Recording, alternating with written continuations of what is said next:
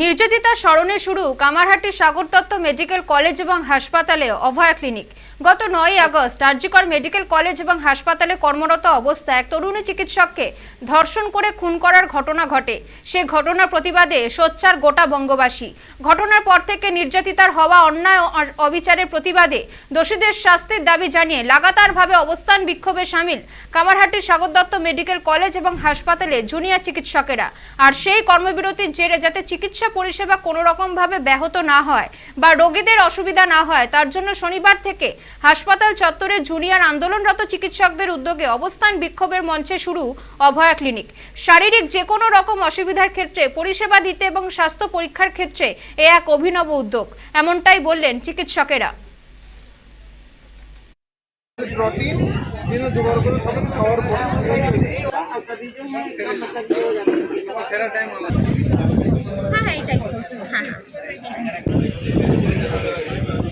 আমাদের যে আন্দোলনকারী ডাক্তারবাবুরা আছেন তারা যাতে রোগী পরিষেবা ব্যাহত না থাকে সেইটার কারণে সেটা করার জন্য আজ রবিবারের দিনেও প্রতিটা ডিপার্টমেন্টের ডাক্তারবাবুরা টেবিল লাগিয়ে সর্বজনসাধারণ মানুষকে চিকিৎসা দেওয়ার চেষ্টা করছেন, পরিষেবা দেওয়ার চেষ্টা করছেন এবং শুধু চিকিৎসা নয় তার সঙ্গে ওষুধ দেওয়ারও চেষ্টা করা হয়েছে, যাতে করে বিভিন্ন ফার্মাসিউটিক্যাল কোম্পানিদের আহ্বান জানানো হয়েছে যাতে তারা নিজেদের স্যাম্পলস বা ওষুধ দিয়ে এটা যাতে মানুষ ফ্রিতে চিকিৎসা পায় এবং ওষুধও পায় তার ব্যবস্থা হোক, যাতে করে কোনো মানুষ চিকিৎসা ব্যাহত না থাকে।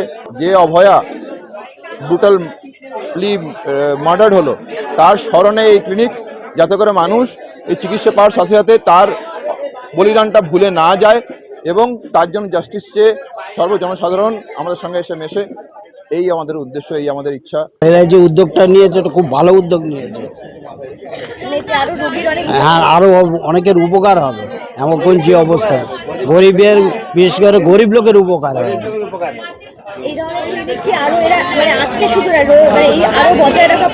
যতদিন না সুবিচার হয় ততদিন এইটা বজায় রাখা প্রয়োজন।